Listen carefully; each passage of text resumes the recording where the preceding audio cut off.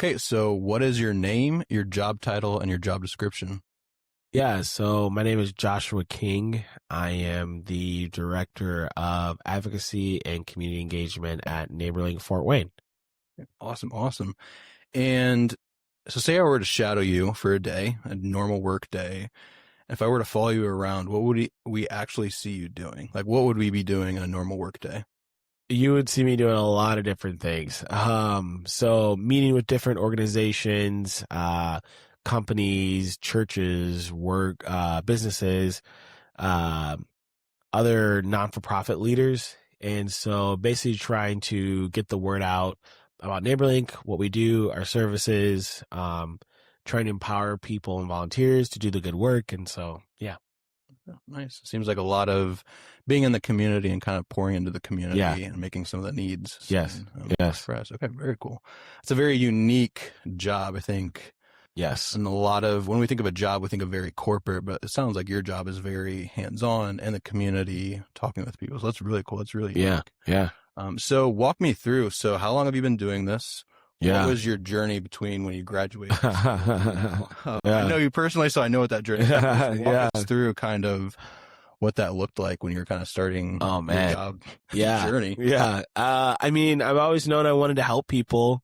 At 16, I didn't know what that was going to look like. And so when I graduated high school, I basically already had my associates. I got the pleasure of doing my undergrad at an accelerated rate because I was kind of homeschooled. So I was doing some hybrid stuff.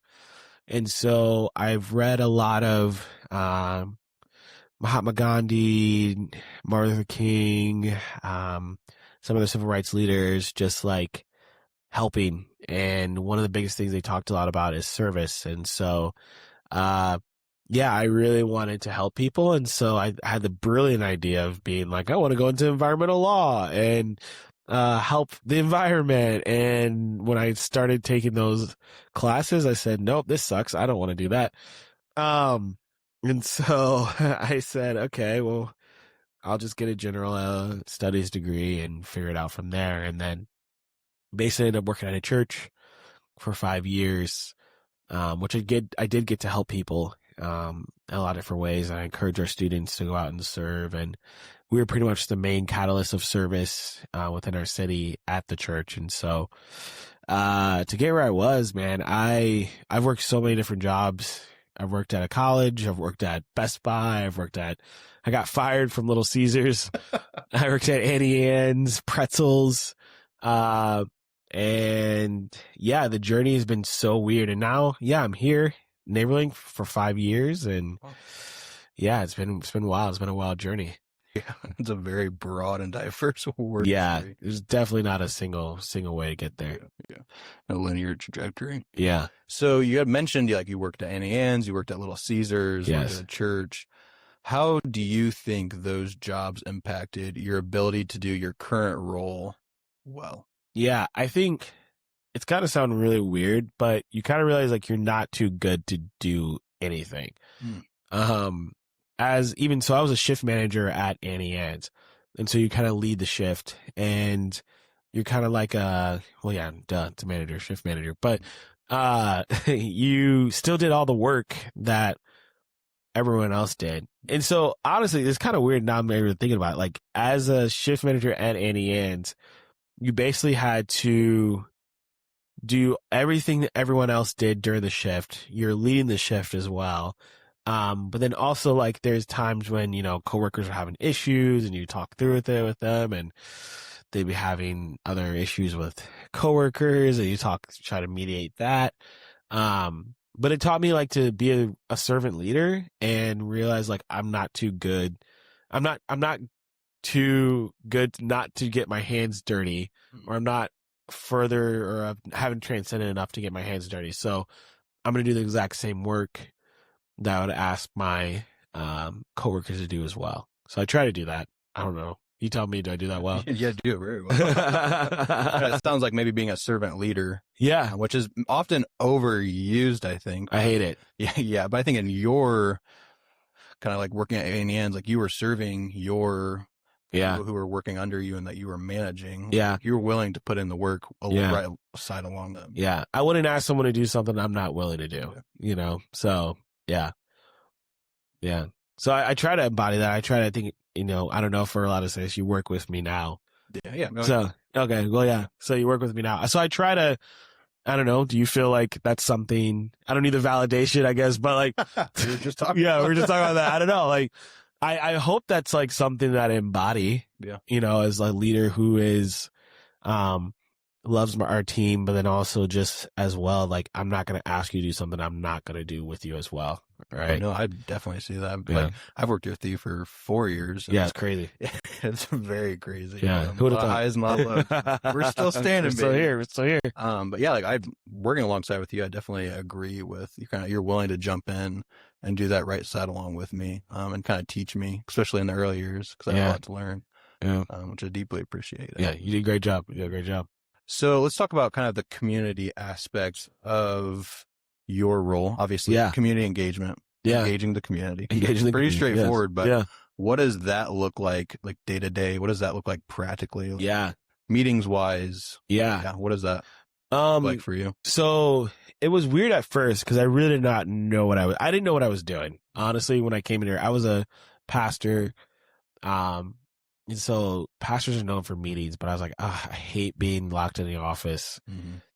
I want to go out and like see the community. So at first it really started off with just being out there and trying to be as many places as I could be, and trying to learn what's like the needs of our neighbors. And so a lot of the times I would go just look on our website and I'd go and sit with neighbors and just ask them like, what do they want? Like, what do they need?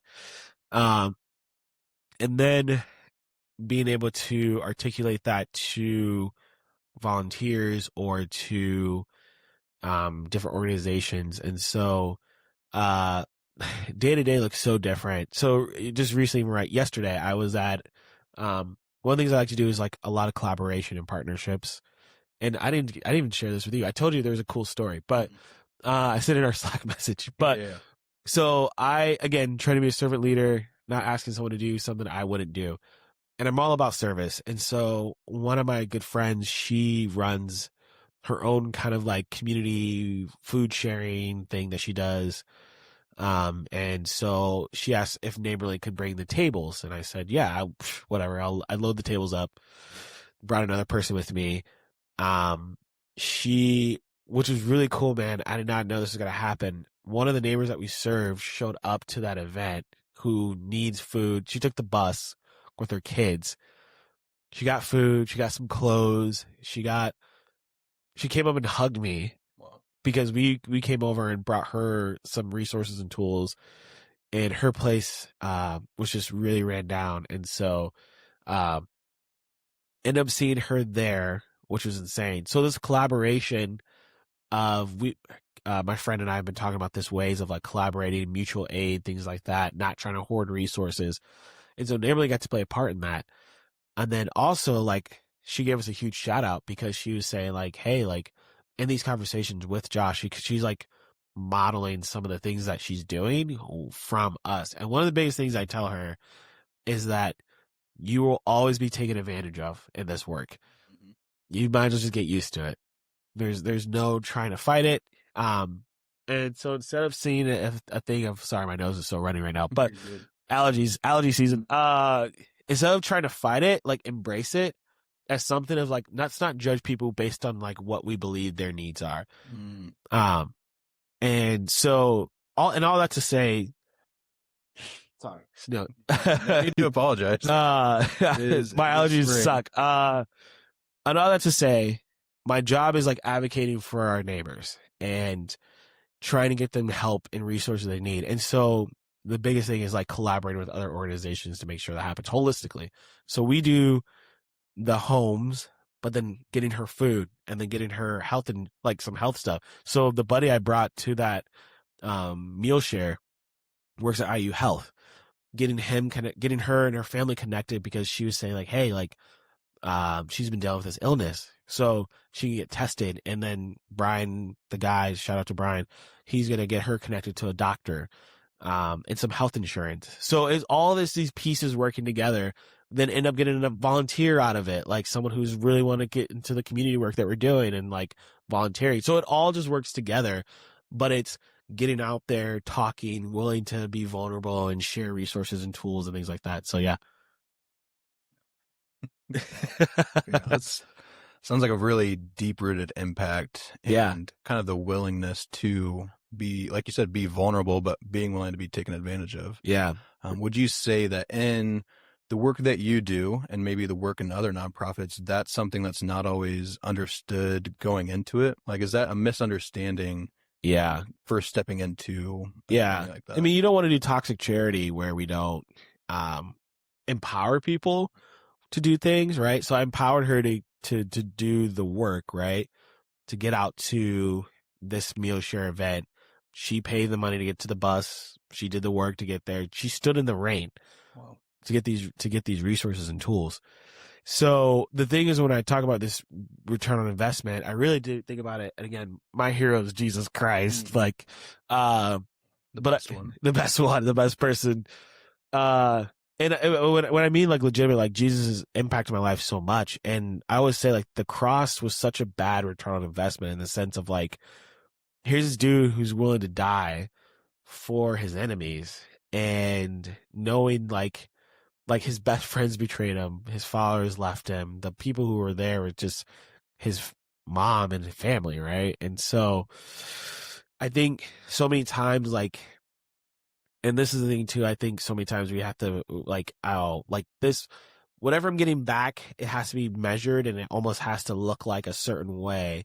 And if I get it taken advantage of, then I'm doing a bad job or I'm doing a disservice. But sometimes, like, we don't really know the full story of the situation.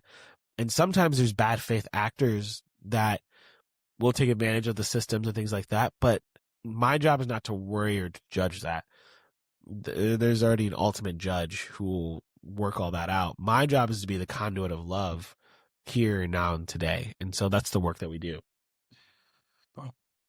So you'd mentioned toxic charity. I don't remember. Oh, yeah. I don't know if that's quite the Yeah, word yeah, it yeah, is, but can you explain that just really briefly, like Yeah. what that means? So basically what you're trying to do with toxic charity is like, this is, I don't want to offend anyone. So what people, Candid career. yeah. I was like, wow. And just like that, his job's over.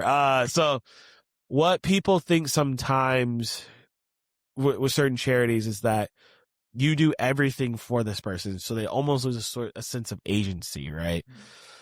And they almost lose a portion of their humanity when we do everything for them. So we want to empower people to be able to do, especially if they're able-bodied, which looks different because sometimes you can't see everything that's happening within someone's reality or their lived experience. So, but when we're talking about specifically about toxic charity, it's like we're not trying to strip them of their agency to do things. We're really trying to empower them to be able to live a life of not excellence, but like just live their lives. Like, and so we're not stripping away everything from them, or we're not doing everything for them, but we're empowering them to do something. Can you, like, practically, so you had mentioned that woman who was willing to stand in the rain, Yeah. and she showed up. Yeah. Could you maybe give me a few more examples of what that looks like in the perspective of your role specifically? Yeah. So obviously, like, there's a lot of nonprofits out there that do great work, but in your role, in your organization, what does that practically look like when it comes to empowering neighbors, other community partners? Yeah. So one of the things that we do specifically is we have neighbors pay for the materials and like, so there's some buy-in into it as well. Most of the time, the most expensive thing is the labor, not the actual materials. So we have people buy the materials. That way they get they're done. Oh, this last week when I went and mowed with my wife and we mowed like 4 lawns and it really sucked. A couple right there. Oh, gosh. Kendall Kick, she did great. I was struggling with my allergies and people were coming over to talk to me. But one of the cool things that happened was one of the neighbors that we serve, her grandson came out and helped. Oh, wow. Yeah. And so he said, hey, I'll mow the backyard. If I can use one of the lawnmowers. And they're like, yeah, dude, do it. And so that's empowering that young man to be able to do something And we've been there multiple times in this house, in this street. I've seen him multiple times. And this is the first time. I've never judged, and I never been like, oh, this guy's just sitting us watching this, probably just smoking weed, blah, blah, blah. Like, which has happened, Yeah. right? And so, but this time he came out and he offered to help. And I think it's just that continuous time of coming there.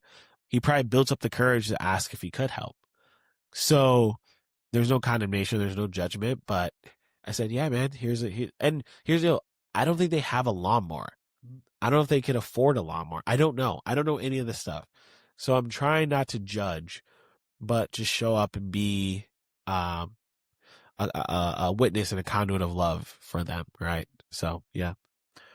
Yeah, as you were explaining, like kind of walking through, just constantly showing up, it sounds like it takes time. Sounds like it takes a lot of time to show up consistently, knowing that you're the one doing the work. When on the outside, they seem like they're able to do it. Yeah. But obviously, like you said, we don't know their situation. We don't know what's going on in their world. We just have to show up. Yeah. Would you say, like, how does that get kind of frustrating at times or kind of discouraging? Like, walk me through. Yeah. Because in our work and in your work specifically, like, you're working with a community, and the community is not going to always respond No. just like that. It's not black and white. So how have you navigated kind of the discouragement and kind of the frustrations of constantly showing up when it seems like there's nothing going on underneath? Yeah. I think, see, that's the thing too about, so one of my favorite quotes is from Thomas Merton. It says, like, take more time, cover less ground. Classic. Yeah, classic. And I have a tattoo on my heart, so that way I always remember it. It's right there. It's a reminder though of, we live in a reality that metrics aren't bad, right? And numeric things aren't bad, but the soul work of what we're trying to do, communal based work, doesn't always look as black and white as what we want it to. And so for me, the continuously showing up, it's slow work. It's very, very, very slow work. And to see societal change is slow work. I might not see the fruits of our labor in this lifetime, right? But hoping in some time down the line, like me mowing this person's yard, they don't get a fine, they can afford their medicine. Like, that's a small way to change someone's life. So for us, we don't think about it like, oh, like if we don't mow our lawn, we can call a family member or whatever, and we don't have to worry about paying a bill. They get a bill from the city that might change the whole trajectory of their life that month, whatever. And so it's slow work of saying, like, this is the beauty of being able to be this form of love, is showing up and building the relational equity to say, like, hey, this guy finally saw us and he said, hey, I'm willing to mow this lawn. But we've been there a gazillion times. This is the first time I've even seen him come out of the house. But that slow work, oh, man, 5 years. So yeah, it's been 5 years. This guy's the first time he's come out to help. I don't know if he'll ever do it again, but that's okay. I'm okay with that. I don't need to control the situation, but it was beautiful to see it happen, right? So, yeah. And I don't know, his grandma might have told him, hey, go out there and mow like, what are you doing? I don't know. So, yeah. The trickle down effect. Yeah. Yeah. Which we don't always necessarily see. Right. And I don't want to speak for you. And no, go ahead. One of the questions that I have is, so the question is, what part of your job do you think drains people the fastest? Oh my gosh. Which is kind of it might seem obvious, but maybe not as necessarily obvious. Well, what do you think? I mean, you're in the work that we're doing. Yeah, I think in my role, yeah, one of the things that drains me the most is, and I haven't explained this on the podcast yet. That's a future episode. Yeah. This is a little trailer. Oh, a little sneak peek. I don't know. But I think what drains me the most is when volunteer, because I work a lot with volunteers. Yes. We both work a lot with volunteers, but I'm on a little bit more of the mobilization tool. Yeah. All that fun stuff. Project coordination. Yeah. I think the thing that drains me the most is when volunteers don't necessarily show up. They show up physically, but don't show up mentally. Yes. And willing to put in the work. Yes. They're there. And again, I'm not judging. I'm not there to judge them. Yeah. No, that's like frustrating.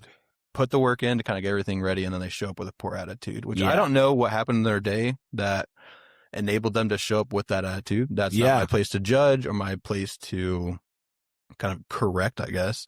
But for me, it's like, okay, like we're here to serve this elderly gentleman Yeah. who has no other help, Yeah. has no other resources. Right. And like you guys are here to love him and connect Right. with him, and you're showing up with an attitude that Yeah. just Really doesn't bad attitude. Yeah. reflect that, and might make him feel like he's a project or a burden. Yeah. And that is not at all what I think we're here to do. Yeah. 'Cause 100%. like I'm here to serve, you're here to serve.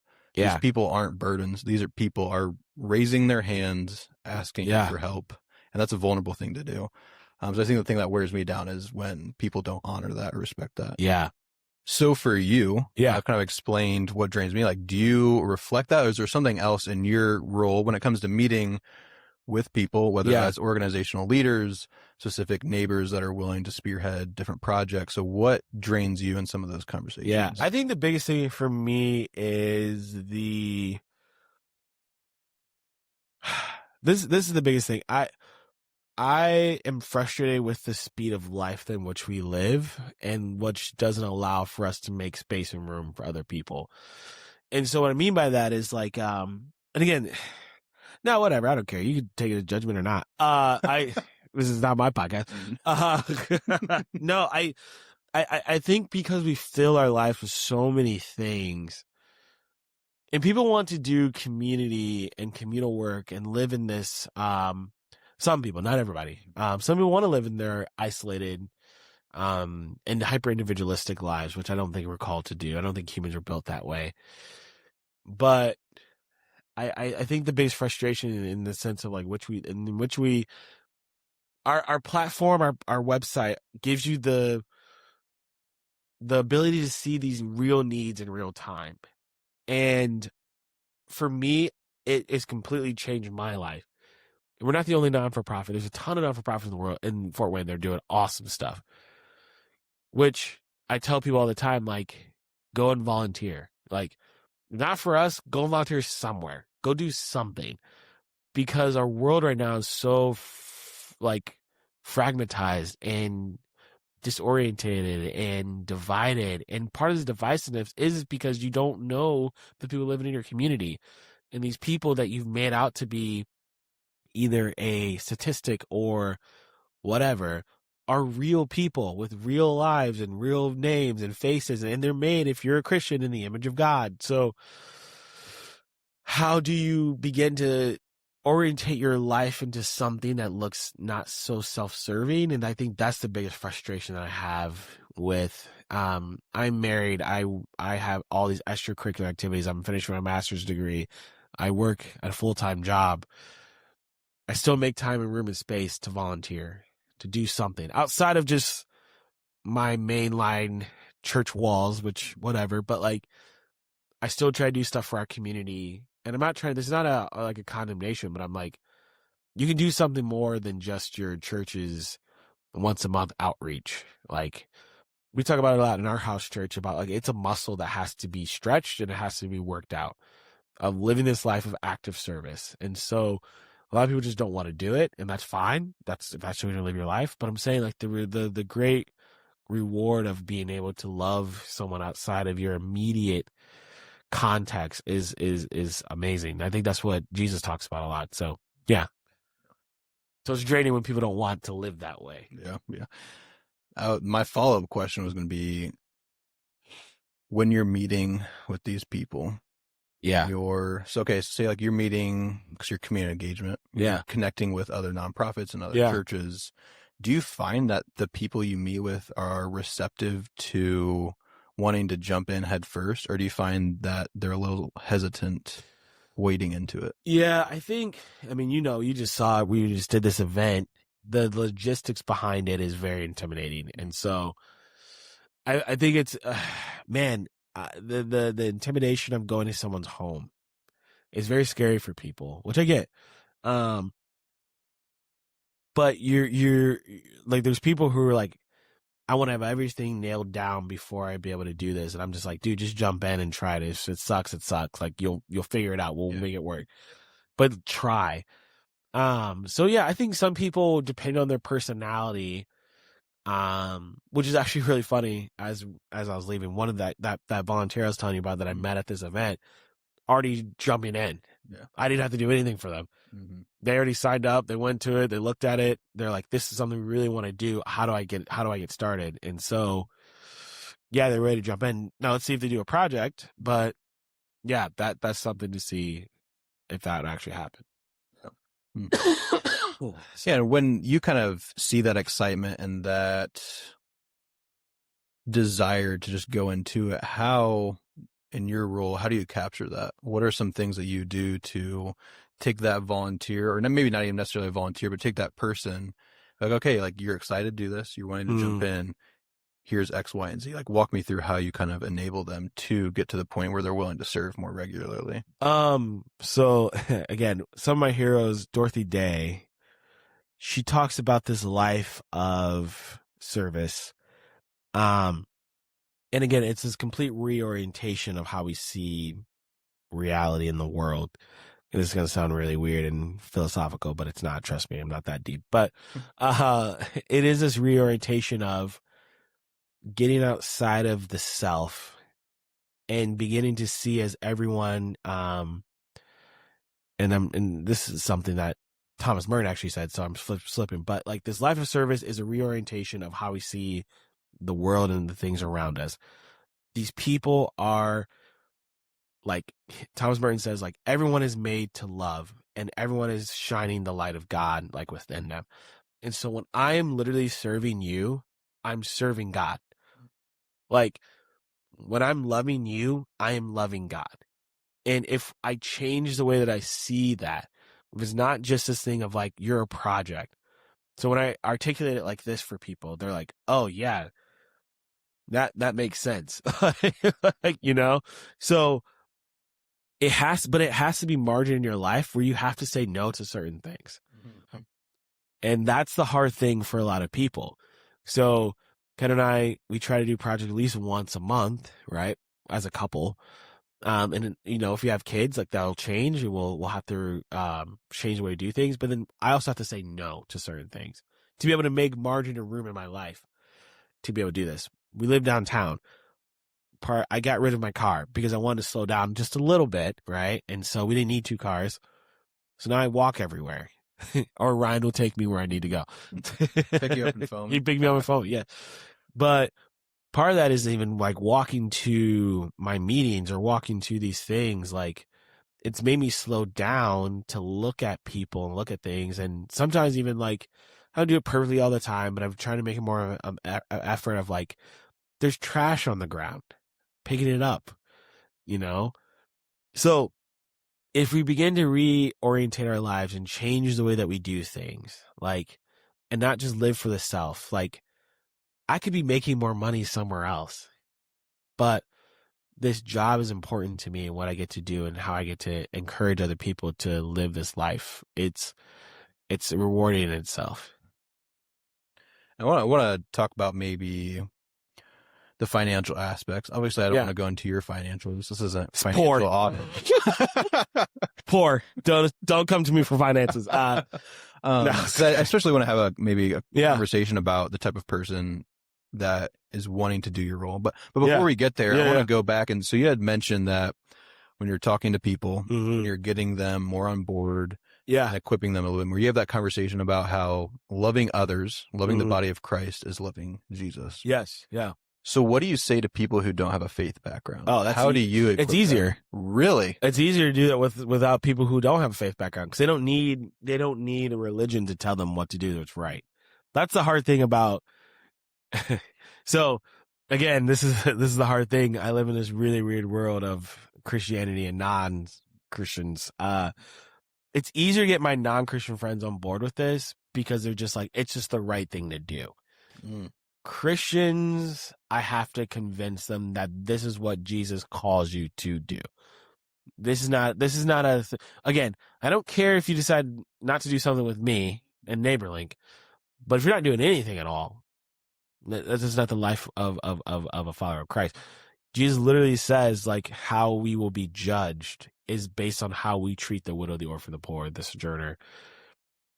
He says that. And he says, my presence is with them. Like, he's like, Lord, when did we see you? Right? And he says, like, when I was naked, you didn't give me any clothing. When I was hungry, you didn't feed me. When I was in jail, you didn't visit me. So I know plenty of people who are doing the good work, and I'm not trying to like crap on Christians, but for my non-Christian friends, again, my friend who led this meal sharing thing, she's not Christian. Mm-hmm. She is a tarot reading spiritual weirdo. Like, but it was easier for her to get on board with this because she's like, it's the right thing to do. And this person's human. Why would I want to do that? Christians, you have to convince people, like, are they worth this? And you know it. Like, it's sad to see. Like, is this really worth my time to do? And I have to, like, it's like, dude, just go and do something. And that could be draining. Going back to that could be draining. Seeing my own family, spiritual family, convince them to do this. You have to sell it to them. Yeah. A little bit more. It's not a way of life. It's something that they think they have to attach to something. But again, I'm going through this with our house church right now. Like, guys, get out of yourselves. Like, there's plenty of things in Fort Wayne to do. Mm-hmm.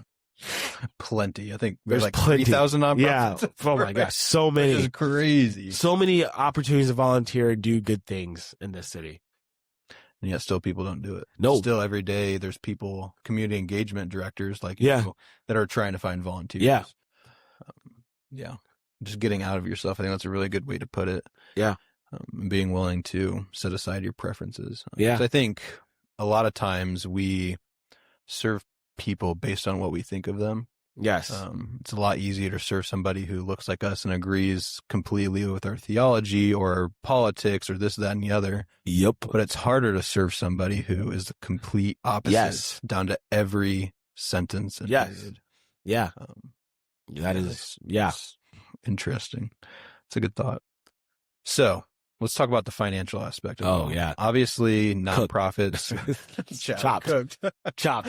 Obviously, with nonprofits, most of them, not all of them, but most of them run pretty lean financially. And as a result, that means positions like community engagement, volunteer coordinating, there's not always funds to pay them. I won't say fairly, but pay them competitively with the job. For sure. So, taking that in perspective, what kind of person do you think would thrive in your role in a nonprofit? Yeah. What kind of person does it take to do your job without putting a lot of weight on the financial aspect? Yeah. It's going to sound bad. I don't know. I live a good life. I have enough. Mm-hmm. I have more than enough. I have an iPad, I have an iPhone, I have an Apple Watch. I live in a 2-bedroom apartment. I have a PlayStation 5. I make enough money. I can pay my bills. It sounds bad. I was like, I live very lean after just named after all the stuff that I have, all the nice things. Yeah. But like, I think the work of it's going to sound really weird. Okay. Anyway, so let me start from the beginning. The prayer that Jesus prays, the Lord's Prayer, he said, give us our daily bread. And I'm trying to get into this. I'm not there yet. I'm not perfect, right? I have nice things. But what if I lived a life of just saying, I have my daily needs that are being met, right? And I think my job, again, I can go somewhere and work. I have friends who love Jesus, work in sales, and are making buku bucks, right? Crazy money. One of my friends who is in sales took my wife and I. They're like our family, and they blessed us. They gave us they paid for our whole vacation. We went to Hocking Hills. They paid for the whole thing, and they blessed us in that way. But I think for the role, it's just okay, I have my daily bread. I have more than enough. And then just seeing the neighbors that we serve, you're kind of like, oh my gosh, I have way more than enough. I'm not stressed about paying. I'm not stressed about going to I'm not my provisions are being met. And so when you get into this kind of work, yes, like you should be compensated and paid that you shouldn't stress about every single thing or whatever. But I have more than enough. Like I live pretty good and I can't complain. So that's also part of money, like managing my money well. Like, we don't have a ton of credit cards. We don't try to get in a lot of debt. We don't live above our means. Like, yes, again, nice things, but like we have no car payment. We have one car. If we do get a car payment, we'll probably go down to one more car. Like, it's just all these things we try to do to keep our lives lean. My wife works for not-for-profit, so we're definitely never going to be rich. Financially. Financially, yes. But we have more than enough, like, right? And so I just think about that, and I think of the conception of this daily bread that the Lord continuously meets our every need, like, all the time. So get that out. Yeah. Yeah. So correct me if I'm wrong, but what I'm hearing is to be in this role, to be in any really nonprofit work, you need to be content with where you are. You definitely shouldn't be getting in for the money. Yeah. I'll tell you that. Yeah. If you're getting in for the money, you're in the wrong position.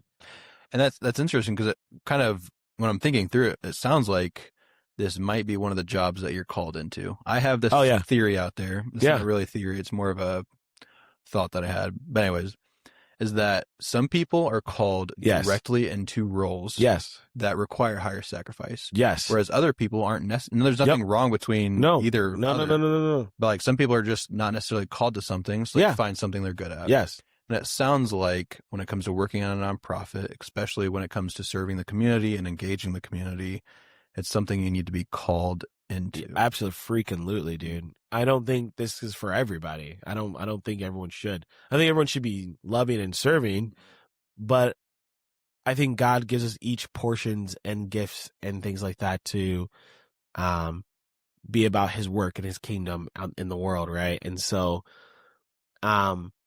yeah, I don't also think you have to have a poverty mindset, right? But I do think there is a thing to, and again, I'm probably just screwing up your podcast. Dude, this is be as honest and truthful as you want. I think there is something of like, when we talk about what it means to be blessed, right? Like, I think of the Beatitudes and, you know, blessed are the poor in spirit, blessed are the meek, blessed are, like, when I think about blessed, I'm not always thinking about materialistic things. I'm grateful for the things that I have, right? I'm grateful that I have these things. I'm grateful that I have AC, indoor plumbing. Like, these are all extras.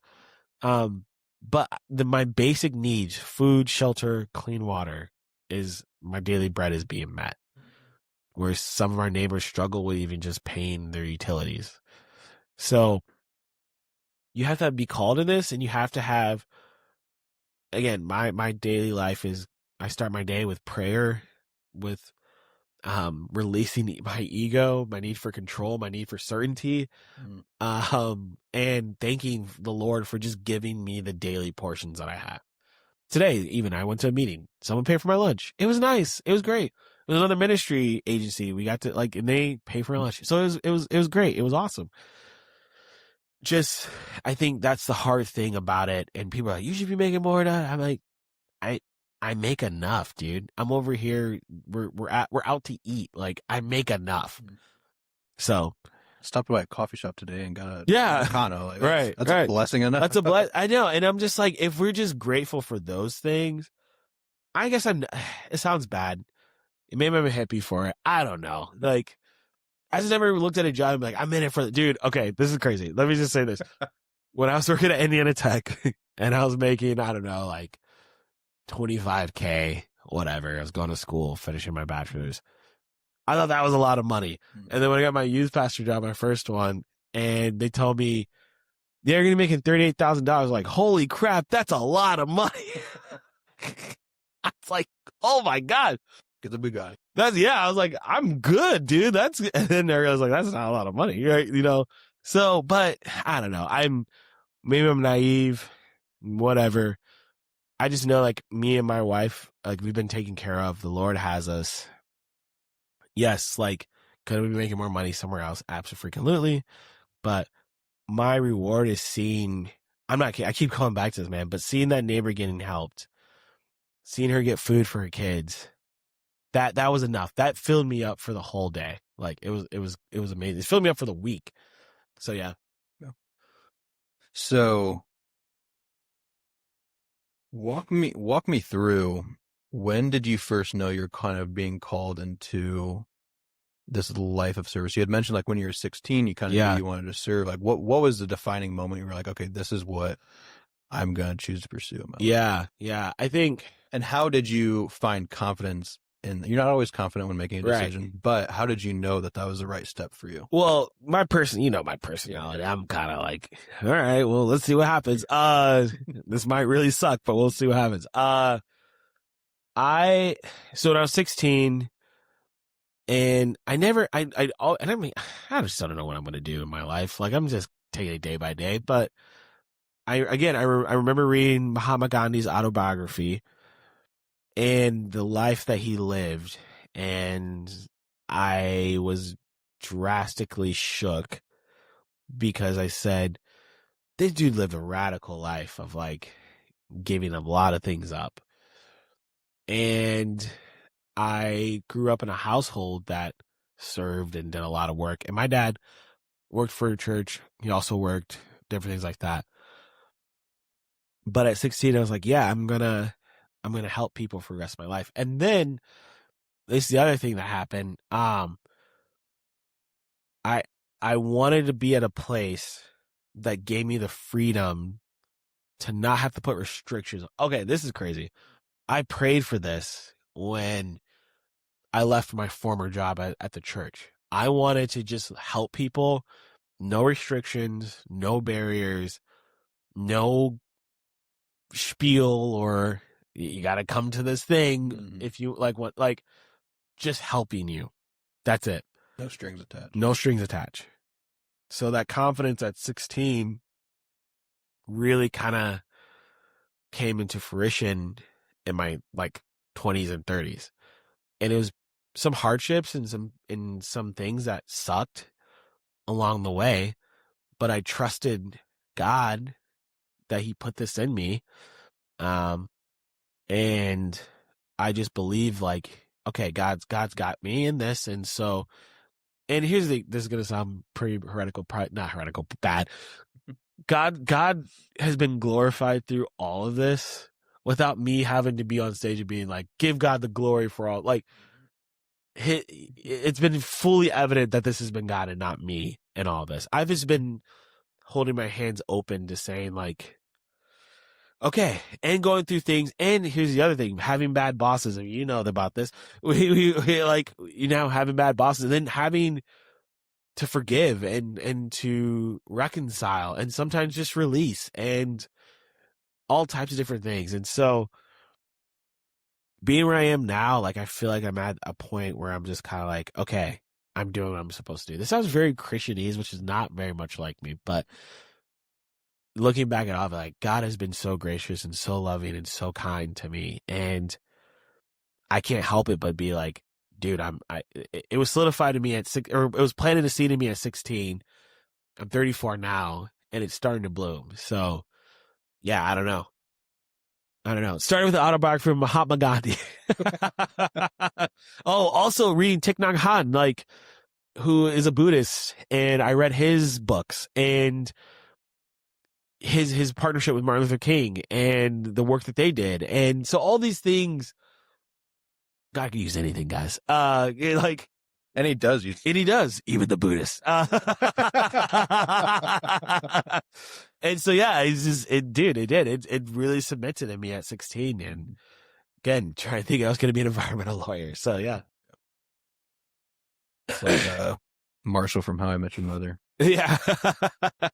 So it sounds like it was that slow burn, Mm-hmm. kind of like what we were talking about earlier with Neighbors. It sounds like something like this is being called into being a community servant in a lot of senses.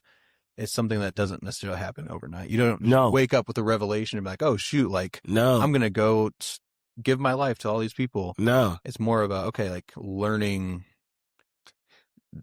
having a deep conviction of this is where I need to be. Yes. This is the kind of job. I don't know where or what position, but this is the kind of role that I need to be in. Yeah.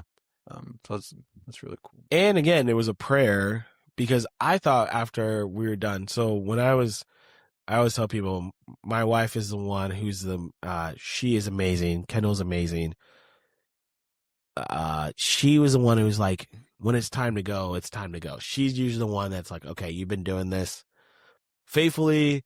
And she really held me down in those 5 years at the previous church I worked at. She held me down. We prayed, sleepless nights, panic attacks, all this stuff. And she helped me process through those things and counseling. Go to counseling, kids.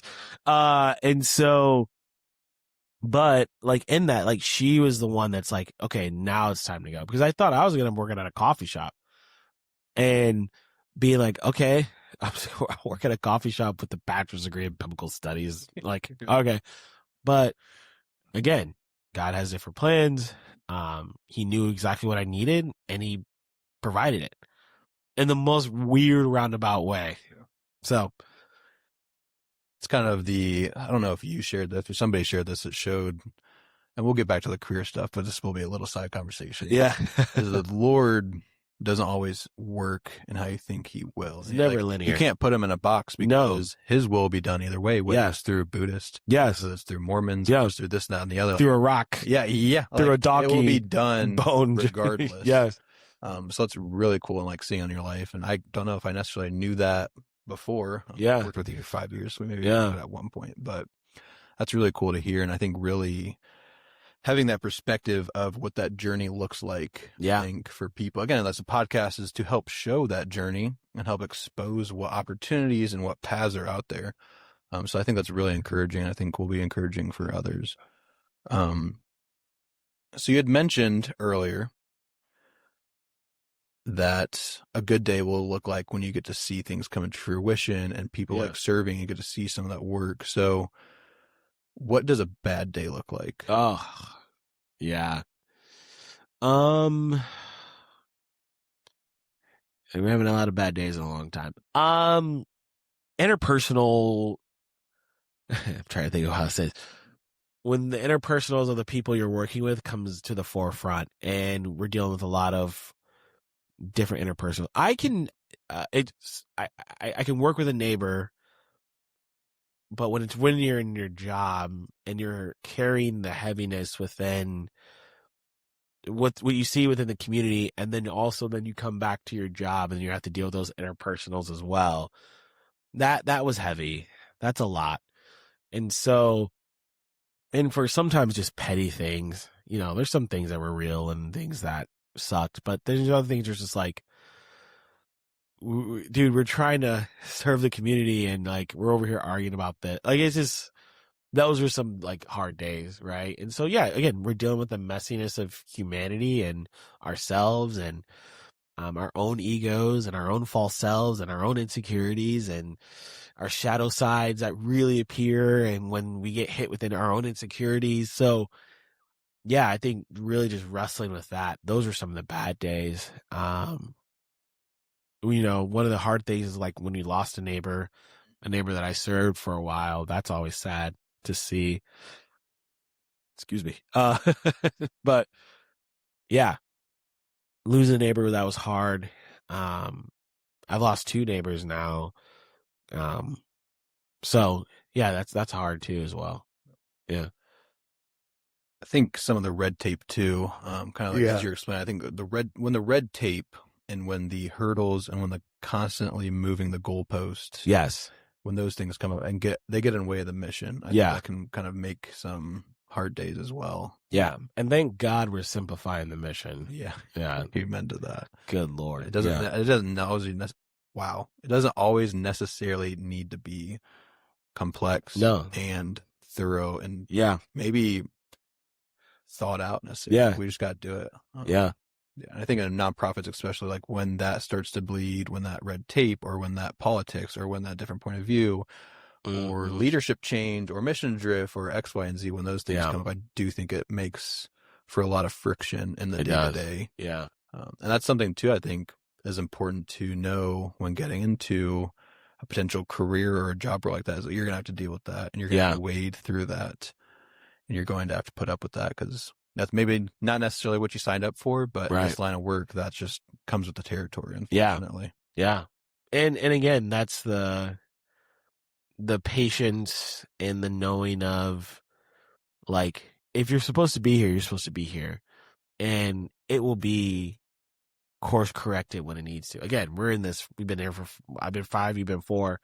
Who would have thought it would have been us, right? Yeah, But yeah, like, but it's been course corrected. And like, I've prayed, like, like, God, is this where I'm supposed to be? Is this what we're supposed to be doing? Da, da, da. And, continuously, yeah, here we are. And trusting, like, this is what God has. So you leave it out, you just leave it there, and you open your hands and say, okay, I'll take the good and the bad. Like, no need for control, no need for affirmation, no need to control that. Like, it's just, okay, I'm going to keep doing what I need to do. Yeah. So when it comes to stepping away from a nonprofit or a position like yours, and obviously you haven't stepped away yet, Yeah. but you know a lot of people, a lot of people in the community, Yeah. a lot of people have had different changes and have had to step away. What would you say in this kind of job market or niche or just the nonprofit world in general? How do you know when it's time to let go and leave from your perspective? I have some people in my life who help me process through a lot of it. Who've been there for Kendall and I through some of the hardships of working at a church or non-for-profit, whatever. There's just a moment of, like, peace that just says, like, okay, it's time to go. You've done everything you can. You've been faithful. You've made mistakes, whatever, but you've been faithful. You've done it. You've done your good work. It's okay to leave. I think the hard thing too about this is people always want this miraculous sign when it's time to leave. They're like, I need God to split open the heavens and send me this sign. And it's like, no. When it's time to go, you know when it's time to go. And for me, it was through Kendall. Like, Kendall's like, hey, I think, we sit down, we talk, and, we go through it, and we're like, hey, like, we've done this for a while. We've given our tears and our sweat, sometimes blood, like, to this. It's okay to step back. It's time. And so who knows? Maybe that will happen here. Maybe not. I don't know. Okay. Again, this is going to sound against the very thing of maybe what you're doing in your podcast. I'm okay with that. I think conventional wisdom tells us that if it's hard, it's time to go. Mm. And I don't know if that's always right. So what I mean by that in a saying is, like, it's going to sound bad. If things get tough or hard in our lives, then we automatically think that's a time or a sign to leave. Sometimes I think that's a sign to stay. Again, I don't know everything, every situation, I'm not omnipotent, but I do think that sometimes in that's when we're supposed to dig our heels in. And especially if the Lord is calling us, I think of so many times in the scriptures when God asks people to do hard things that they did not want to do. Jesus did it. Yeah. Before going up on the cross. Yeah, I mean, dude, for real. Dude, and even like Jonah hated those people. Yeah. Like, Yeah. Jonah didn't want those people to be saved. He hated those people. I always thought he used to be scared to go to Nineveh because he was going to get killed. Mm-hmm. But no, he's like, I knew this was going to happen. Like, I hate these people. He knew God was going to be slow to anger, abound in love and mercy, and spare them if they repented. And so he went the other way, which is so crazy. He went to the other side. And I think sometimes for me, what I've seen, and even in some of my journey of working at this church, and even recently I even just saw my old boss at a basketball game, came up to me. I was anxious as crap. There was a lot of things going through my head. I was anxious. Am I going to see people I knew? And I did. And I saw him. He came up. We talked. We hugged. We caught up for a little bit. And that was it. And all these emotions kind of flooded. And I remember like all the good things that Ken and I did there, that people still even remind us of. So sometimes in the hardships, sometimes it's like, okay, I'm in it. It sucks, but I'm in it. And we're going to ride this storm together. So, yeah. Interesting. That is very unconventional, but I think for a role like this and working again as a community servant, like knowing that just because it's hard, just because it's ugly, doesn't mean it's time for you to give up. Yeah. Now, if you work a corporate job, like, you know, but so this is the thing too. Sorry. No, you Again, can go for it. I'm excited for you. Yeah. I have a lot of friends who work in the corporate world who really hate their job. And I'm like, okay, do you want to work my job? Get paid less? Deal with this? Yeah. There's something everywhere. And there's nothing greener on the other side. Yeah, there might be better fits and there might be healthier environments. Yes, very, very healthy environments. But there's still something. There's always something. But I remember one of my friends, he works at a corporation and he's just like so burnt out. And I'm like, I don't feel burnt out. And I'm thankful for that. So my job also gives me the flexibility not to be burnt out, which I'm super grateful for. And I'll stay here for that. Yeah. So that's kind of one of the intangibles that I personally feel very blessed with at NeighborLink and where we're at. And I think for the work that we do, that in a sense is required. Because it's easy. There's a lot of times where we pour and pour and pour and pour and pour and pour and pour and pour. Yeah. On the weekends and the evenings and messy situations. We're not having that flexibility and room to breathe. It can wear you down. And I think it has worn us down in different seasons of where we are. And I think if you are going to be working at a nonprofit, asking those questions of how people rest and how space for life to happen. Because again, if you're called into this, it's probably going to take more energy than you think. And you have to create rhythms of work-life balance for yourself. I've had to learn to do that, of saying, nope, no more emails tonight. No more emails this morning.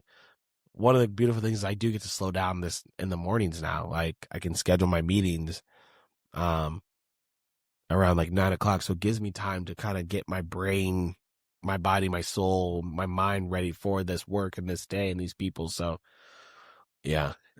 That's huge. Having that room to breathe. Is very, very important. So kind of what I've noticed throughout our conversation is constantly mention like your community and the people who support you, whether that's Kendall, whether that's trusted friends. Two questions here. How important is that when working in nonprofit and in your role? And two, how do you find that community and that, like, how do you form that support system? Because I think in today's day and age, the idea of a support system, especially when it comes to work or jobs, isn't necessarily something that is thought about or seen. And maybe in certain situations, it doesn't need to be seen. Right. But in community work, whether that's volunteering and managing volunteers and community engagement or law enforcement or healthcare, nurse, like how... how important is that in your life and in your role? And two, how did you find that support system? So obviously my wife is my biggest cheerleader. Kendall, she's amazing. Funny thing is, like, when we first got engaged, I told her, I was like, we're never going to be rich. Like, money-wise, we're never going to be rich. And she's like, yeah, I figured. She knew what she was signing she knew what she was signing up for. No, but we are... Community is really hard. Everybody wants community, but they don't want to put the work into it. And I don't have enough time in here to give the nuances of community and how we framed it and all these things. So what I can say is, like, people want that communal space, but they don't want to put the work into it. And Ken and I always both agree that that was very important to us. We never want to isolate ourselves within our own relationship and it'd be us. So I've not always been perfect at it. Sometimes I've given too much, where it's I'm burnt out, I'm exhausted and whatever. But we have you saw at the link, some people from our house church came, who have not even done a project yet, but were like really interested and want to support. And so after, my buddy came up to me like, yeah, I want to do a project. I think I could do it. Like, I think I can mow some lawns. But like that seed again was planted a while ago because we do life together. Like, our house church is beautiful because again, it started off Ken and I pouring a lot in, and it eventually became a thing of we got our friend over here discipling other people, leading them through a Bible study. I lead a group through a Bible study. Now they're leading their friends in this particular Bible study, and this reproducing of disciples isn't just, it's become really organic. It's not programming. It just kind of happened. And so, but again, all of that comes from pouring into people and then also being willing to get poured into and reconciling with our friends and dealing with the hardships and being there, even in the midst of not liking this person particularly. We talk a lot about in our space of, because we have people who disagree on a lot of things, but loving them in the midst of that. Mm-hmm. And can you love someone that you disagree with? Can you love someone that's going to hurt you, but then own up to it and be like, you hurt me? Like, so I really think people want this ideal version of community. They just don't want to put the work into it. And it's work. Yeah. It's not plug and play. No. And that's what people want it to be. It's plant and wait. Yes. A lot of this stuff is slow work. It's a slow burn. And if you try to rush it or be a thing of, another thing is like we talk about like not being vulnerable in sharing our full self. It's funny. I tell people, for me in our house church, it'd be very hard for me to have a scandal without everyone in our house church knowing. I can't hide a lot of things because these people are integral in my life. Like, they are my friends. They are my family. Like, they're literally like some of my second family. And so, I sent today one of our friends, she went back to work for the first time. She'd been out of work for a long time. I sent a text to her. I said, hey, love you. You got this. Praying for you. She sent back a meme of someone crying. Like, but this is her first time going back to work. And I took the time out of my day to say, hey, good luck. I'm praying for you. I'm rooting for you. Like, I'm your biggest cheerleader, And so, yeah, man, I don't have the time to go into the nuances of community. That might be a whole different podcast of how to build real community. But yeah, it's a lot. It's not plug and play. You're right. Plug and play. Ugh. Yeah, it's good. Yeah. It's being willing to show up, being willing to show up, and being willing to be shown up for. Yes. Being willing to have and receive that help. Yeah, dude, I'm doing certain things, my own volition, that I'm choosing to do that I don't really want to do to be a part of this community. I'm going to a bachelor party I don't really want to go to. I want to come home from this trip. I'm going to Seattle to speak at a church. Right as I come home, I'm going to spend time with my brother and his girlfriend. We're going to go to a concert in Indy. And then I'm going to go right after this to go to a trip in Chicago for this guy. I don't want to do that. I told him I didn't want to do it, and I really try to get out of it. But, it's important to him. So I said, I'll give you one day. Mm-hmm. You get 24 hours. You get 24 hours. And that's a boundary I set, and he respected that. And he said, okay, that's all I need. And so that's what I'm saying. Like, stuff like that helps. And so he's bigger supporter. Yeah. Maybe inconvenient sometimes. Yes, sometimes they are. Yeah. Yeah, so I got 2 more questions for you. Oh, wow. And I think they're important questions. Well, I guess one's more of just a fun question. The second one's more of a, what does this look like practically for people, whatever. So the first question, how has AI changed your job? And do you think it will ever replace you? I think we both know the answers, but I want you to explain it. I'm not, okay, so it's weird. I'm not anti-AI. There's a lot of things about it I don't like. I think it's making us dumber. Mm-hmm. I don't like it. But it's also helpful in a lot of ways. Like, it helps me write my emails. helps you write text messages. Cool. Yeah. It's also really bad for the environment. Mm. There's so many things about AI I don't like, and there's some things that are super useful that it's useful for. My school, so can I use my school for example? Yeah, for sure, go for it. We've totally changed the way that we've turn in our assignments because of the use of AI. So, And this is for your personal education. this is my master's, yeah. So one thing that they've done is they've changed the way that we turn in assignments. So there used to be those AI like trackers or whatever, they're basically useless now. But so instead of a thing of like, how do we actually like listen to all the assignments? You have to write 3 questions out of the particular videos and lectures. So we have to write 3 questions and answer these 3 questions ourselves. So AI can't do that. Mm-hmm. AI can't watch a video and then pull 3 particular questions out of these videos and then answer the 3 questions that we're doing. Because that takes a lot of critical thinking. And that's something that we're really lacking. And so AI, I hate it when it's used for art. I'm going to go to soapbox here.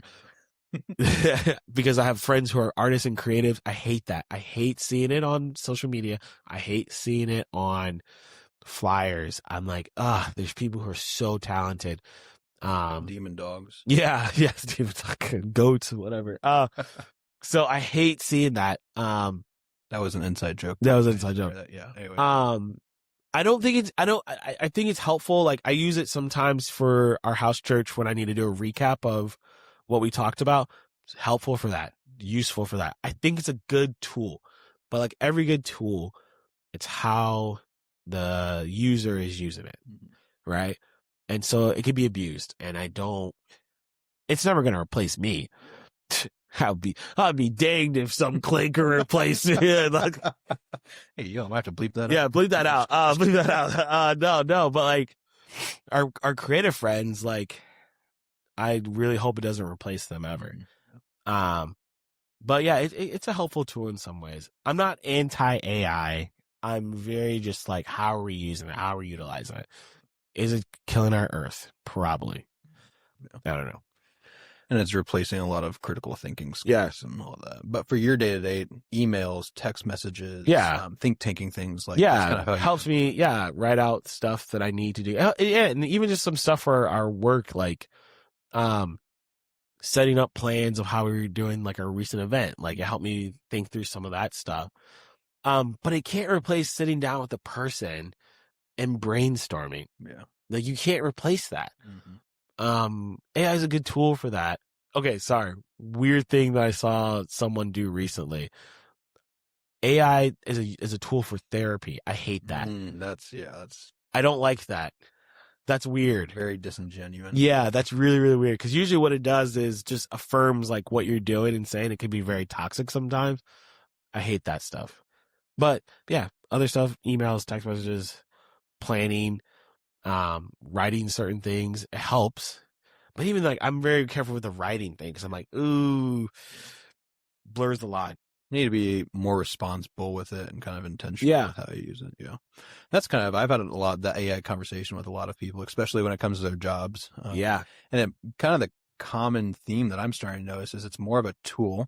Yes. Rather than a replacement. Yeah. So it doesn't replace necessarily the content of the email. Yeah. The structure of the email. It doesn't replace the conversation, but maybe good questions to ask. Yeah. So it's not a replacement. It's just a tool. It's just like the internet, right? Yeah. Yep. Internet sucks a lot of ways. Yeah. But it's a useful tool. Mm-hmm. AI sucks in a lot of ways, but it's a useful tool. Yeah, it's a double-edged sword. It's a double-edged sword. You got to be responsible. I think everyone needs to learn the responsibility and have some sort of accountability. I don't want to get on data centers. That's a whole different thing. We don't get into that.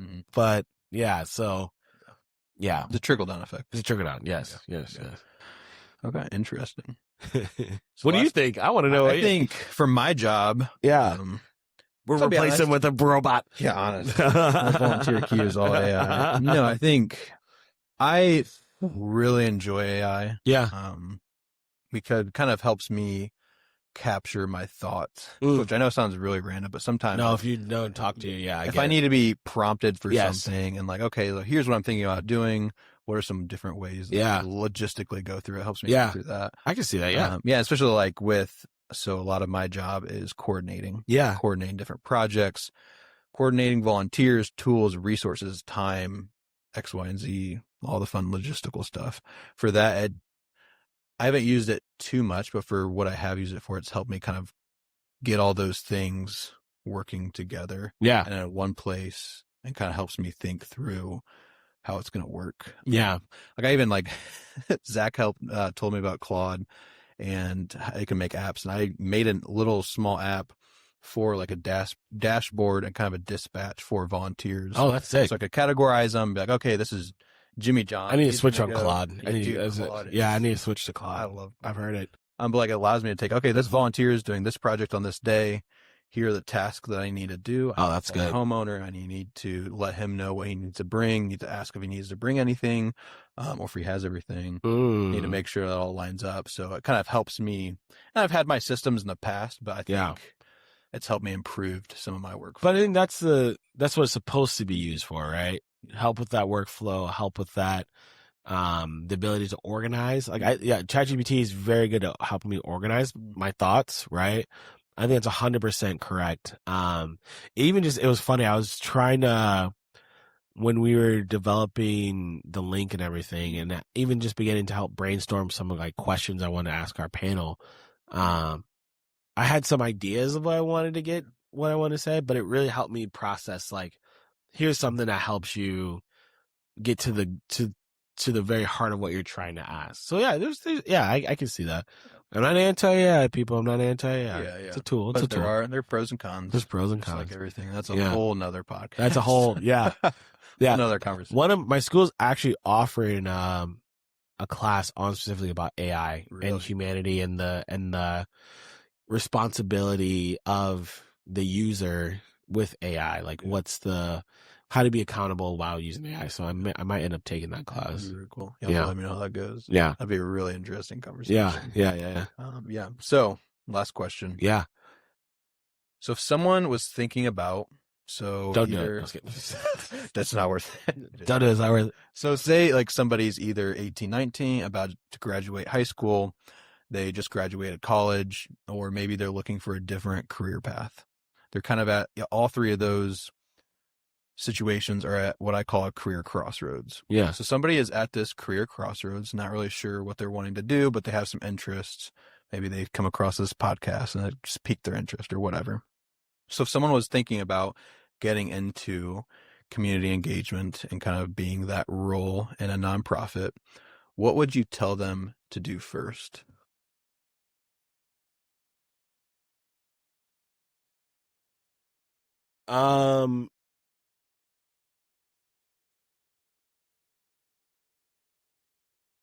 Take a sociology class.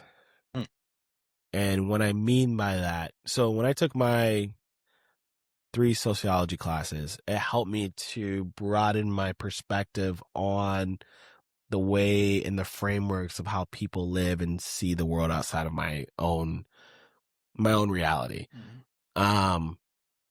If you're looking to get into non-for-profit work, determine the kind of non-for-profit you want to get into. Like really research the one. So like we have a non-for-profit here called Amani Family Services that works with our immigrant community. And so if you're looking to do that, go into something. I just met with them a few weeks ago talking about partnerships, where we can do things together. But the guy I met with, he was a rock star, dude. He worked in the Peace Corps. He lived and I forgot where he lived overseas. His degree is in particularly something with immigrant services, things like that. So if you're looking to do something like this, like really study and get into, and he's the one who told me about the sociology class, like, and I was like, oh yeah, dude, that is true. I did take a lot of, because it does shape your framework of how you see the rest of the world, and it broadens your perspective of how you see the world. So yeah, I would say that. Could you possibly give us a few examples of how to find that sociology class? Does it need to be at the college level? Could it be like a No, YouTube video? Could it it, be like a $35 course? Like what yeah, does that look like practically? yeah. So, I mean, you can go into Harvard's, website. They offer like classes on this, like a ton of different stuff for free, like legitimately for free, ton of resources, ton of tools for free on their website. And so for me, if you go on my YouTube to like my YouTube or that, listen, I love video games. I love Instagram reels. I waste time, like, but I also read a ton. Like, in my backpack right now, I have 3 books like that I'm kind of going through. And once I'm done with that, I'll replace them with some other books. But like, read, please, for the love of God, read books. Like, we are getting dumber and dumber every generation. Like, read books. Keep that knowledge. Expand your perspectives. Um, go go sit with people who are different from you. One of the most beautiful things experience I've ever had was sitting down with I went to serve on a indigenous people's ranch, and I got to hear their stories and listen to their perspectives on life and how like they saw these like how they saw the world. And so travel, hear other people's perspectives and a diverse group of people. Like, don't limit yourself to just one thing. Like, hear the voices and perspective of other people. So that'd be my advice. Thank you, Josh. I appreciate it. Yeah, man. Appreciate you. Yes, sir. Yeah.